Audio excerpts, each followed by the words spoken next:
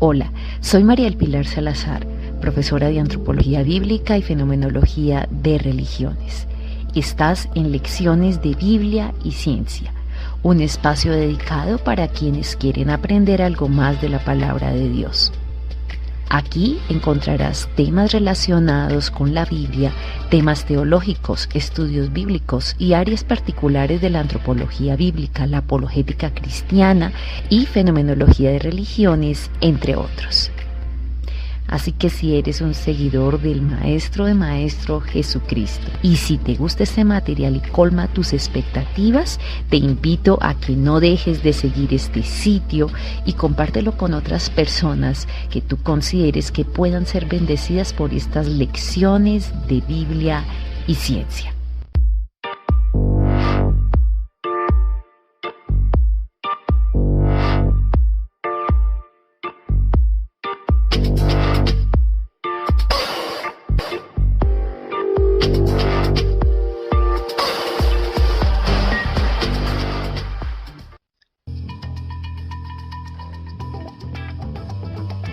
Argumento 1. Sopa orgánica. Las condiciones para el surgimiento de la vida en el planeta Tierra.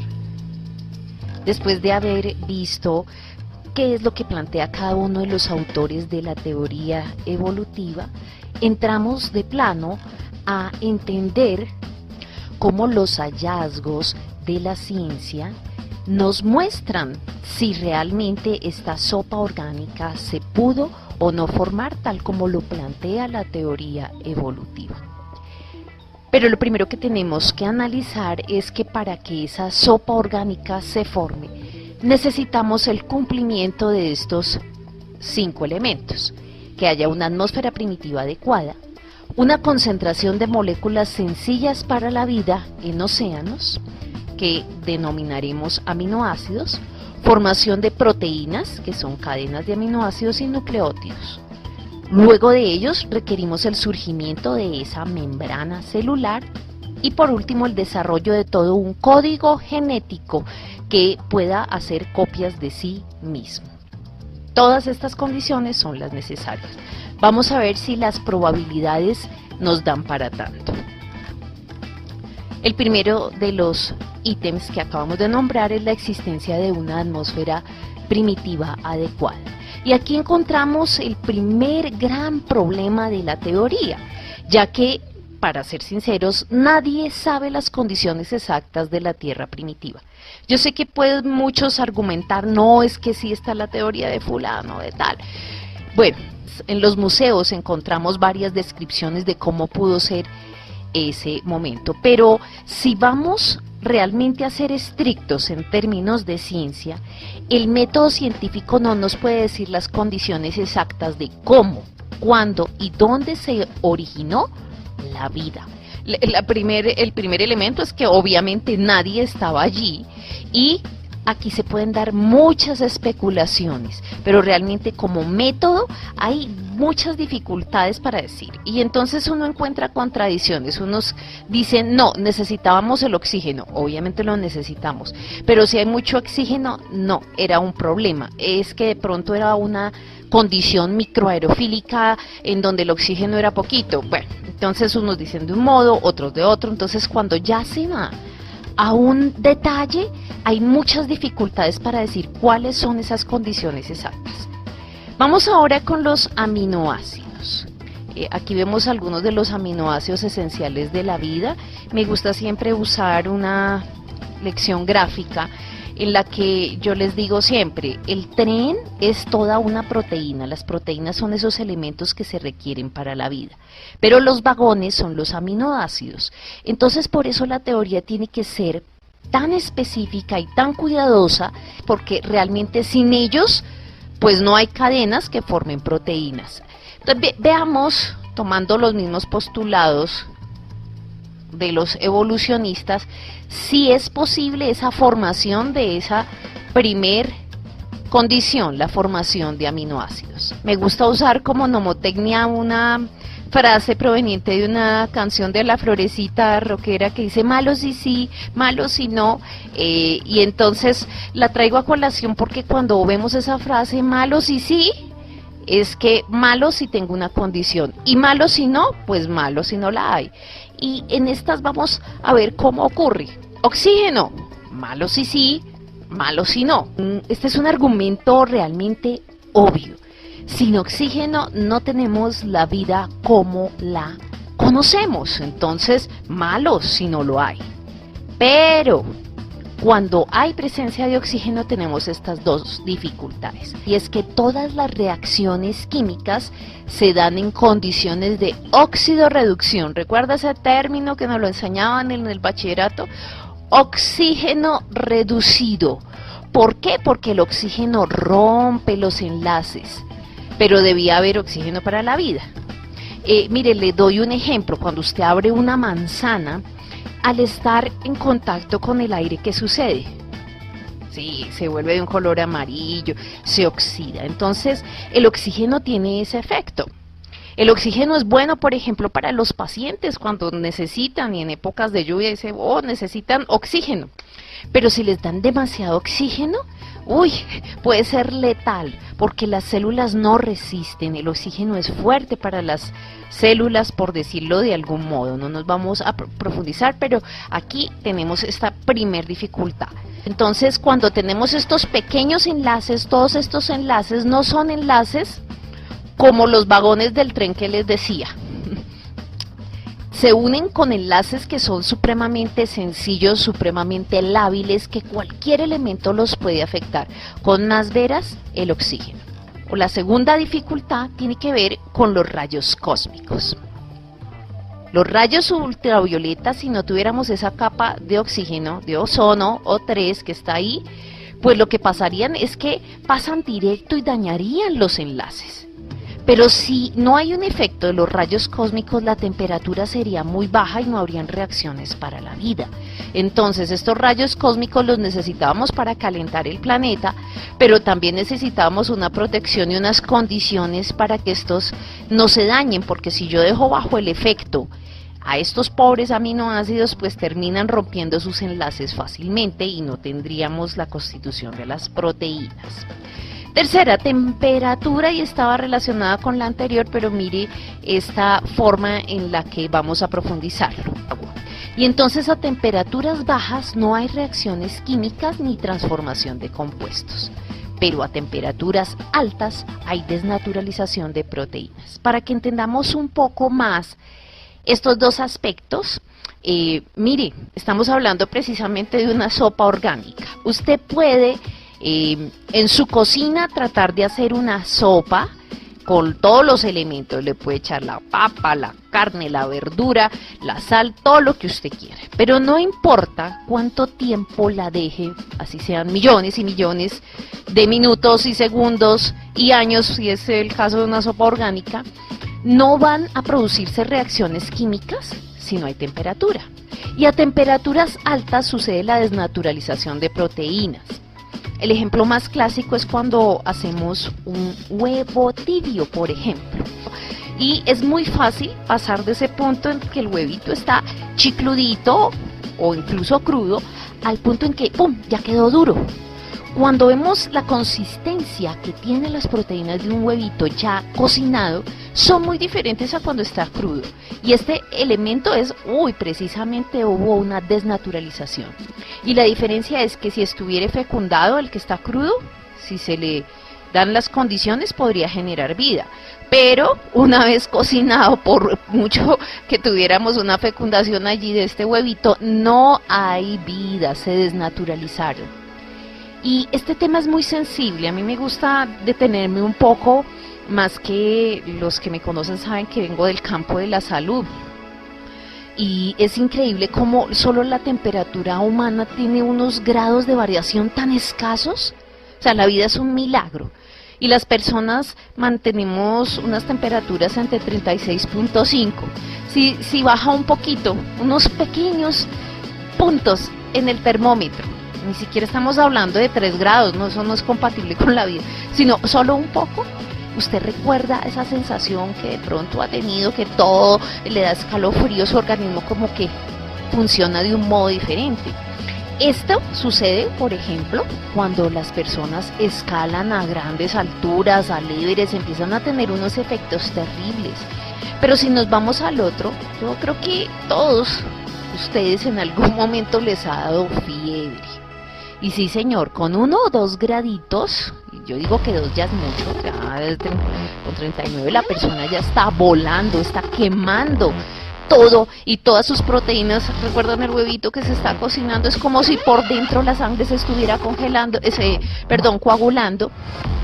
Y es un fenómeno tremendo. La vida puede estar comprometida en ambas situaciones. Entonces, malo si sí, malo si no, malo si sí, la temperatura muy baja, malo también si está alta, pero si no tengo esas condiciones de temperatura, pues no tengo posibilidad de que se formaran aminoácidos.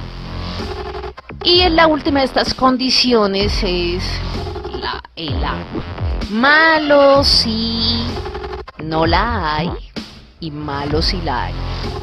Dice, pero ¿cómo así? ¿Por qué malo si la hay? Ya vamos a ver. Malo si no, bueno, nosotros sabemos que nuestro planeta se mueve por agua y si usted oye cualquiera de las noticias, los científicos son literalmente desesperados por tratar de demostrar que en el planeta a yo no sé cuántos años luz, que yo no sé si de verdad si lo han visto o no lo han visto, hay posibilidad de tener agua, porque entonces eso ya aquí quiere decir que ya pueden tener vida allí. Indispensable, pero tenemos un problema. El agua no favorece la concentración de moléculas, sino las disgrega. Y esto sí que es una dificultad, porque yo requiero unir aminoácido 1 más aminoácido 2, y entonces tengo otra cadenita y aminoácido. Entonces cuando yo tengo varios aminoácidos logro tener proteínas. En el agua no hay suficiente energía para esas reacciones químicas. Mire, el tema de las temperaturas, entonces además esa tensión que produce las moléculas del agua, y si se formaran compuestos bajo todas estas condiciones tendrían que salir del agua. Yo no sé cómo darán esos brincos para que el aminoácido, listo, se trató de unir y salió del agua para que no tenga todo en su contra. A mí me perdonarán, estimados visitantes del canal y estudiantes. Para eso sí se requiere mucha, pero mucha fe. Entonces miremos las probabilidades de las proteínas. Tenemos la misma dificultad, ya que el agua favorece la disgregación de moléculas, no su unión. Miren estos datos, la probabilidad para obtener las proteínas básicas para la célula. Solo las básicas, y con eso no quiere decir que ya tengo todo. 1 por 10 a la menos 113, es decir, 0.00000, cuente 113 ceros. En palabras de Dawkins, ¿recuerdan el gran ateo que dice que hay accidentes improbables? Y desde aquí yo veo que hay un accidente bastante improbable. Algo que puede suceder, pese a todas las fórmulas de azar, dice, bueno, de todas formas existe algo de probabilidad, aunque muy mínima, 10 a la menos 50, pero menos 113, esto ya requiere diseño. Las enzimas, pues, son proteínas especializadas, o sea, no solo son proteínas básicas, sino que requiero de proteínas especializadas, y de ellas, por lo menos en nuestro organismo tenemos más de 2000 tipos, por lo menos los conocidos, y cumplen funciones de regulación, transporte, locomoción, transformación. Estas proteínas lo que hacen es actuar sobre diferentes elementos y transformarlos. Cuando usted consume algo, esa azúcar que llega a su torrente sanguíneo debe pasar por ciclos de metabolismo donde otras enzimas van a actuar precisamente así, y se lo digo por mnemotecnia. Actúan encima de ese azúcar, encima de sus grasas, del colesterol, de todo lo que usted tiene, y lo que hacen es desdoblarlo y volverlo, transformar esos productos hasta que tengamos, en el caso del azúcar, energía. La probabilidad de tener enzimas, estas enzimas especializadas, se nos incrementa de una forma tan impresionante que hablamos de 1 por 10 a la menos 40.000. Por Dios, ¿qué es esta cifra? Todavía hay personas que creen que simplemente se unieron. El cuento es lindo. Sí, se unieron los aminoácidos y ya supimos cómo es, y simsalabim, como si fuera con una varita mágica, unos pobres aminoácidos con todo en contra, todas las condiciones ambientales, porque ya las vimos y más aparte las probabilidades no nos dan. Bueno, cuarto, formación de la membrana celular. Realmente no hay ninguna explicación científica de cómo se forma la membrana celular. Mire, es de perdonarle a Darwin y sus antecesores y algunos de los que plantearon inicialmente la teoría, porque es que en su época no se habían desarrollado los microscopios, mucho menos los electrónicos, no se había desarrollado la genética y se pensaba que simplemente la célula tenía un envoltorio, algo así como una bolsita, que realmente protegía, pero no se tenía idea de lo compleja que es esta membrana. Es más, hoy en día se dice incluso, oigan esto, que la membrana celular piensa. Bueno, tanto como pensar, diría yo, es que tiene unos mecanismos tan complejos que puede reconocer de forma automática una cantidad de cosas. Aquí tenemos lo que uno conoce como el complejo mayor de la histocompatibilidad. Es todo el mecanismo que tenemos de defensa, de reconocimiento. Incluso cumple funciones, además de la de protección, porque es como, haga de cuenta, un castillo. Aquí es el reino. Y están las barreras. Yo solo abro las puertas y dejo pasar a quien me da las contraseñas correctas. El que no, lo detengo. Cumple una función de aislar material genético, pero si deja pasar, por ejemplo, los nutrientes. Y ahí está toda la expresión de antígenos. Es como la forma en que el organismo dice, no, un momentico, alarma, alarma, esto no lo conozco, esto no es mío. Activemos todo un mecanismo de defensa. Incluso cuando se dan injertos que son de la misma persona, este complejo mayor dice, un momentico, ¿qué pasó aquí? Me están poniendo una parte que no es mía, aunque es del mismo organismo, pero está de otra parte anatómica y aún con ellos hay que tener cuidado porque puede rechazar los injertos. Lo mismo pasa con los trasplantes. El mismo embarazo. El embarazo es realmente traer un nene a la vida es todo un milagro porque el organismo de la mujer lo primero que hace es decir, ¡ay! Esto es un extraño y tiende a atacarlo. Muchos de los abortos obedecen precisamente a esa respuesta inmune en la que dice aquí hay algo extraño. Entonces todo ese mecanismo que no lo vamos a detallar más requiere de proteínas integradas, estas son especiales, lípidos, lípidos, fosfolípidos, colesteroles, carbohidratos, oligosacáridos, son una cantidad de componentes, obviamente todas nuestras proteínas con los que ya habíamos hablado y los aminoácidos. Entonces realmente esto es un milagro que podamos tener una membrana celular, es increíble. Vamos para el quinto, formación de material genético. Y si fue difícil una membrana celular, con más veras el material genético. Y es que muchos en la teoría simplemente dicen los coacervados se dividieron, una célula que se dividió, este elemento hizo una división y se multiplicó. Eso suena lindo, pero para que realmente suceda tiene que haber una información organizada. Cuando una célula se divide requiere material genético. Solo para las histonas son unas proteínas que envuelven el ADN y le dan esta forma. No tendríamos esta forma que es la típica del ácido desoxirribonucleico, no la tendríamos si no estuvieran aquí además presentes estas proteínas que en un inicio hicieron, pero es que esas no tienen información, no son importantes, tal vez son errores, pero mire las probabilidades, 1 por en base 20 a la menos 100, o sea, esto es un número astronómico.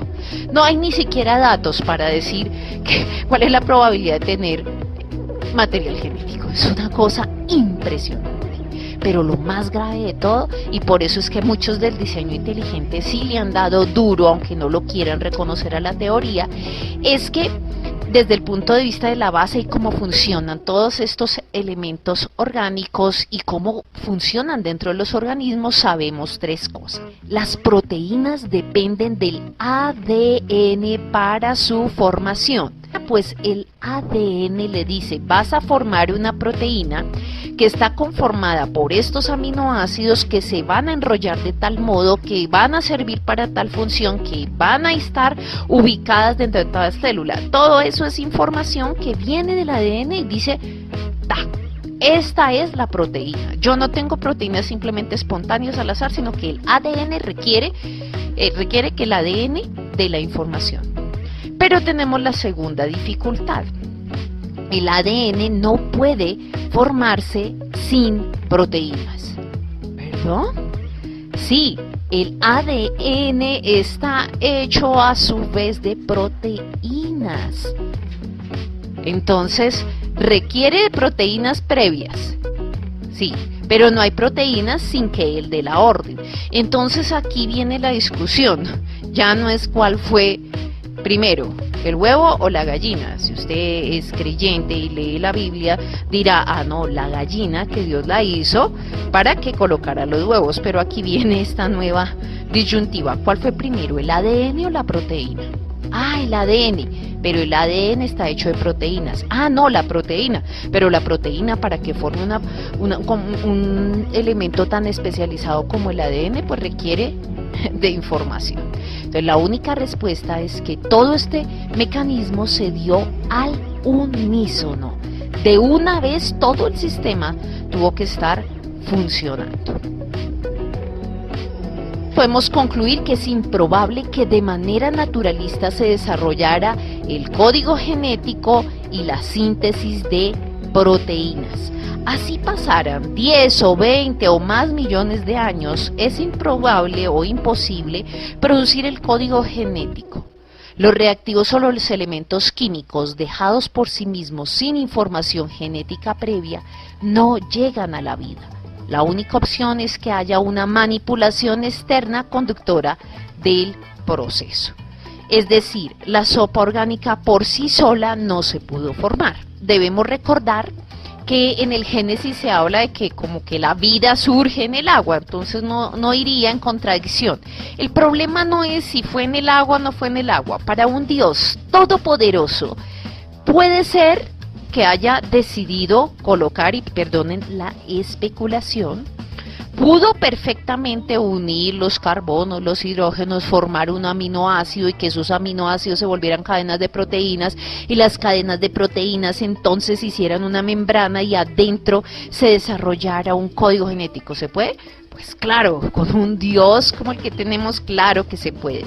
El problema es sin Dios. El gran problema de la sopa orgánica no es si se puede dar con unos elementos que el hombre ha dicho, probablemente es lo que tenemos aquí en la tierra y yo podría constituir la vida. El problema es que por sí solo no se puede formar. Necesito alguien conduciendo el proceso. No olvide este argumento que es importantísimo.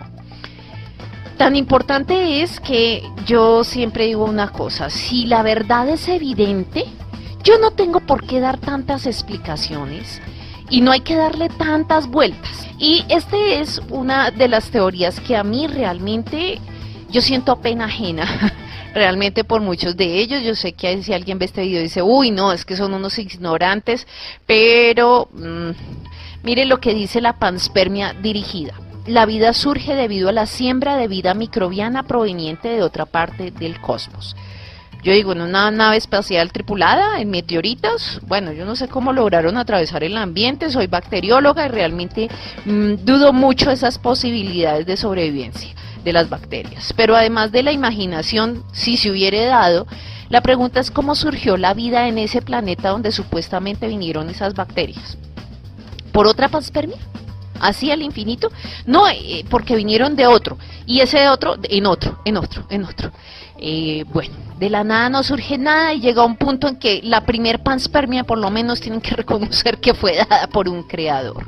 Entonces, si tenemos que recurrir a explicaciones más bien extraterrestres para explicar el origen de la vida, naves tripuladas, está muy de moda las series en History Channel, que ya dejó de ser un poco historia, de todo lo que son una corriente denominada de los antiguos ergonautas. Entonces es algo así como si unos extraterrestres nos hubieran visitado y nos hubieran incluido parte de su genética y como que infectaron, así como virus, siguen infectando y que los tenemos entre nosotros.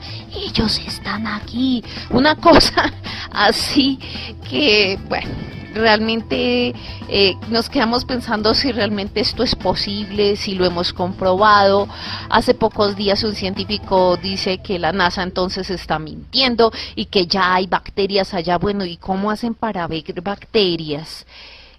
Yo soy bacterióloga y las bacterias solo se ven al microscopio, entonces en otro planeta no tengo un microscopio o no tengo partes de elementos para traérmelos aquí y examinármelos. O sea, a mí se me hace absurdo.